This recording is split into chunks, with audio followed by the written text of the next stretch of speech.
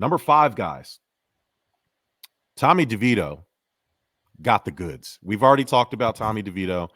I don't know if he's the Giants quarterback of the future, but the Daniel Jones era is over and Tommy DeVito era is now. I don't know, Bert, you've already talked about it, so we probably don't need to expound anymore, but does anybody have anything on Tommy DeVito? I'll let you go first. This is your guy, so.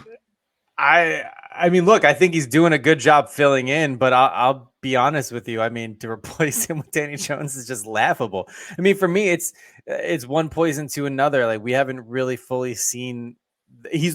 They're winning games, but we have to remember their opponents too. And this was probably their biggest test, right? With a hot Green Bay team, but. Man, I'm sour when it comes to Giant quarterbacks right now. So, I mean, why not Tyrod?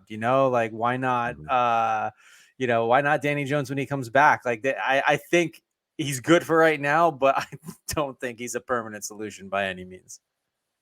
Yeah, Bert knows what's going on. This is not real. We fall for this every year, man. Like, there's always some quarterback that comes out and has a couple good games, and we're like, oh, could this guy be a franchise quarterback? From Chase Daniel to Case Keenum, we fall for this all the time. And now he's got a Hollywood production team behind him, so it's making it even worse. But I will say this. I think DeVito being good is kind of screwing the Giants over for what you guys said. It's taking them out of the opportunity to draft one of these really good quarterbacks. So that means you're going to have to run it back with Daniel Jones because there's no way in the offseason, both are healthy, a full training camp, that DeVito is going to outplay and win this job from Daniel Jones. It's just not going to happen because he's getting paid the money. And that brings an interesting point, right? So, like, the Steelers are rumored to be into a trade market for Justin Fields because the Bears are reportedly moving on from him. And the Steelers, much like the Giants, it's odd to say that they're in the playoffs. They have a winning record, which is crazy if you watch their games. They look like a team that is hasn't won a game, but somehow they're 7-6 or whatever they are, and in the playoffs. But they're just based on some of the trades they made, they're not in position to draft one of these young quarterbacks. One, because they're winning, and two, because they traded their pick away. So what do? You draft Justin Fields, and you have to kind of weigh, hey, is Justin Fields better than one of these young quarterbacks? I don't know. The Giants could be in a situation.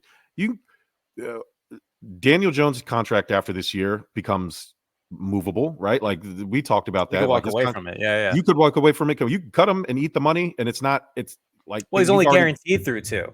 Right. So moving on from Daniel Jones isn't that crazy, and he is tradable. And maybe you get, I mean, there's a team that everybody's tradable. I watched Russell Westbrook have 3 untradeable contracts, and he was traded 3 times. So it can be done. They can make it work. And we'll get into contracts and them being meaningless anyway in a little bit here. But why not? If you evaluate the rest of the season and think, hey, am I going to get, is Drake May or whoever we could have gotten, is Tommy DeVito comparable or better or worse? You play that game, and why not? Why not Tommy DeVito? Why not? He could be the new Vince Papale. I don't know. And they're both Italian. That's why I made that reference. Number 4, Bert, our guy. The Bake Show is back. Oh, Let me tell you, Baker Mayfield, not only with a magical comeback, Oklahoma State-esque comeback. Not Oklahoma State, I'm sorry. Oklahoma. I don't want to. Sorry, buddy. You're a Sooner. My fault, bud. Not a Cowboy. Oklahoma State's a Cowboys. The Oklahoma style Baker Mayfield comeback win, and not only with a comeback win to take the lead in the division from the Atlanta Falcons. Beautifully executed game-winning drive by the Bake Show, and we're back on the Bake Show bandwagon. So shout out to Baker Mayfield. Y'all got anything on him? Baker's been great this year, man. And he's in the perfect division to have a resurgence. That's the worst division in football. So if you're going to be good in that division. Tom Brady. Exactly. Yeah. Number 3, this Jake Browning kid. How about it? I mean, Cincinnati. What? Oh my God, Joe Burrow. It's over. Nah, wait a minute. Jake Browning, we back. Cincinnati's back. I mean, he's been amazing. JT, I don't know what you're rolling your eyes at. I know he wears number 6 and that's number 9 upside down, but I couldn't tell if that wasn't Joe Burrow or not. I mean, we're really doing this. Yeah, I mean, we're really doing this. JT, tell me when I'm telling lies. The Cincinnati Bengals look just as dangerous. No, did you watch the Bengals game?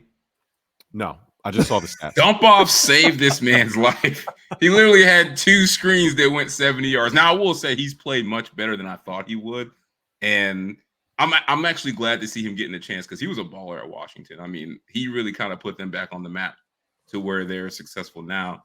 But I mean, it ain't gonna happen. You put him in a playoff game, they're gonna get slaughtered, man. This is like when the Dolphins, when we thought that Matt Moore was gonna be able to lead us into a playoff game, and then the Steelers smacked us. So that it's the DeVito thing all over again.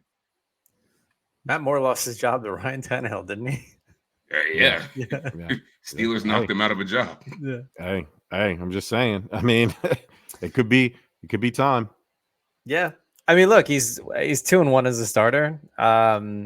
He's holding it down, right? Yeah. That's the best he can do. And then hopefully, if obviously Burrow comes back, if he wants to stay with Cincy, that's fine, or go to a team where he's going to start. That's what's great about these guys. I don't necessarily for like DeVito, but you look at like Browning. This is the time to shine and then be shopped around, because we know there are plenty of quarterbacks out there that should honestly work their way out. Whether they're just older and injury prone, or no matter how many second or third or fourth chances they get, they're just showing unprovable in the NFL. Can I ask you two a question about this? And a shout out to Carson Wentz, who is still at home amid all these teams that need quarterbacks. So he's clearly done. But is it possible the reason we're even entertaining this, and some of it's fun, guys like Browning and DeVito, is like everybody deep down wants there to be another Brock Purdy out there? Yeah. I get that feeling. Yep. Yeah. Well, okay. So that's interesting, right? I don't think Brock Purdy has made the impossible at least probable, right? At least what you do is you give a guy like Tommy DeVito or a guy like Jake Browning a little bit more than a slice, right? You give them maybe you give them a piece of cake instead of a slice. Like you give them a little bit more opportunity, because you never know. Like nobody saw Brock Purdy coming, and and again, you can make it a mixture of the system or whatever it is, but Brock Purdy's balling. Like we've seen great teams have terrible quarterbacks and it not work. So it can't just be the system always, right? Like you still have to be decent to be good, right? Like it just works out that way where maybe the right coach and the right player and the right players around him make it work. But at least what Brock Purdy, I think, has done is told teams, let's not pull the trigger too quick on this guy, on giving up on this guy. Let's see what he can do. Let's cater. Bert, me and you have talked about it. Yeah. Not everybody can drive a Ferrari, man. Like I have to drive my 05 Explorer. And what I do is I make it work. I make sure I do the preventative maintenance. I do everything I can to get the most out of my vehicle. And teams, it's the GMs and the coach's job to evaluate your quarterback and say, okay, he sucks at this and he's great at this, and we can make do with this. Let's put him in a position. Hey, we might need to get 2 tight ends now. We never thought about that before. Hey, he does really good with screen passes. Let's get a running back in here that can do some run pass blocking. Let's figure it out and just kind of tinker with your roster instead of just pigeonholing guys. Hey, we need a traditional drop back, square it up, 3-step drop guy who can launch it 40 yards. And I think what you're seeing with the Brock Purdy effect is, okay, this is what we have. This is what works and this is what doesn't. And let's see what we can do. So I do also think that teams think they can just find Brock Purdy. And, and time will tell if Brock Purdy's just an outlier or is he like literally just like Tom Brady was like that, right? To an extent. Yeah. 6th round draft pick. Yeah. The greatest quarterback of all time. And, in terms of accomplishments anyway, maybe not, depending on how you evaluate them.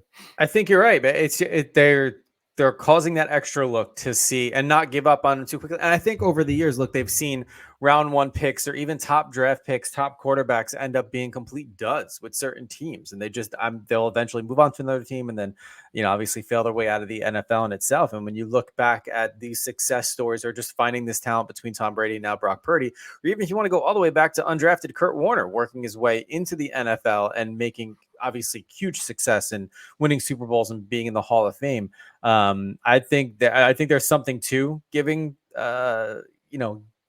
giving these kids a shot. And then look, if it works out like Purdy, great.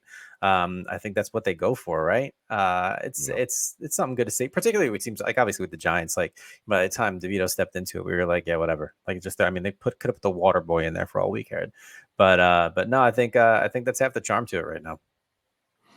Number 2, Will Levis has that unhinged white boy energy that Tom Brady had, and I'm buying in. JT, what'd you call him before? What'd you say about Levis? The mayonnaise what? Master. Yeah, it is. Mayonnaise master. Listen, I was overlooking there at the Dukes in the refrigerator thinking, hey, if Will Levis got it going, did you see him against your Miami Dolphins? Did you see Will Levis eat up that dog? I saw D-Hop, but I mean, I saw Will Levis put old Jalen Ramsey on his butt a couple times. Okay, old man Ramsey. Him. Old man. He's old man Ramsey now, huh? I will say though, I gotta give Will Levis credit because he had his questions coming into the league, but this man is on a revenge tour this year because you remember his girlfriend from draft night did him dirty. Yeah, broke up with him. Yeah, dated a celebrity. Then she came back once he got the starting job. Then she came back after he was the man. He's on a mission to show her, like, look, I'm him, and if you don't act right, your days are numbered. So I can believe it. I can buy. He does seem like he has like that unhinged white boy energy. The meal tickets are expensive, JT, as you know. So they are. Listen, Will Levis led 2 perfect 2-minute drills in a row to be the first quarterback to overcome a 14-point deficit in 3 minutes in over 700 games. I swear there's a stat for everything.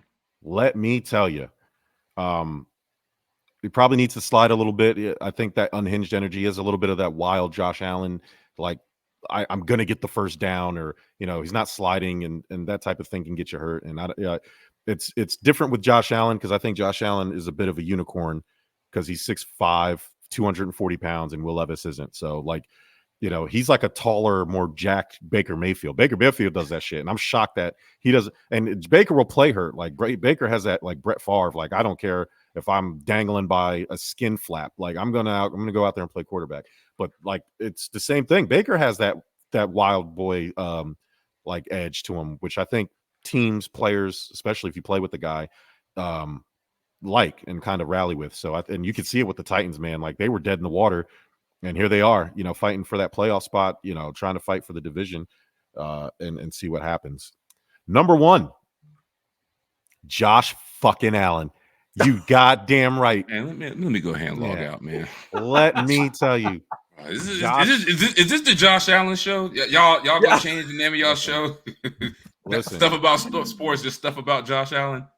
Josh Allen, for everybody who brings up his turnovers, there's a lot. He also leads the league, sure, but you know what else he has a lot of, JT? Touchdowns. Matter of fact, by a lot. If you look at total touchdowns in the league, Josh Allen is ahead by a lot. It's not. Hey, look, close. No risk it, no biscuit. I get it. So I don't want to hear about turnovers. Patrick Mahomes won the Super Bowl last year. Guess where he placed in turnovers? Second. So don't talk to me. Fine, great. And let me tell you, if the Buffalo Bills weren't hovering around 500, Josh Allen, if you look at his numbers compared to he would be the clear-cut MVP. Hold on, Patrick Mahomes threw 50 touchdowns, won the MVP in the Super Bowl while throwing a Juju Smith-Schuster. Y'all got Stephon Diggs and all these other guys. Who's all the other guys, JT? Who's all the other guys? Oh, that was starring the Chiefs? Oh, let's run down the line. Diggs, Tony would start Gabe on the Davis, Bills. Dalton Kincaid, Dawson Knox, Khalil Shakir. You guys got a whole gang of guys that would start on the Chiefs. The running backs on the Bills would be the best receivers on the Chiefs. Put James Cook out there. Let him be wide receiver 1 for the Chiefs. He'd be the best. Josh Allen is not lacking surrounding talent the way Patrick Mahomes is. He's throwing to MVS and Sky Moore. Think about that. I think you're forgetting somebody, JT. I don't know. Where do you think Travis? But he's Travis old. Kelce, the best tight end of all time. I mean, what is this guy talking about? All time was last year. He's clearly on decline. But yes, he's great. But that's one man. You guys got six guys that are better than anybody that Mahomes is throwing to, not named Travis Kelce. That's insane of you to say. It's true. All right. Put Khalil Shakir on the Chiefs. Mahomes is the MVP again. He is on the Chiefs. His name is Sky Moore.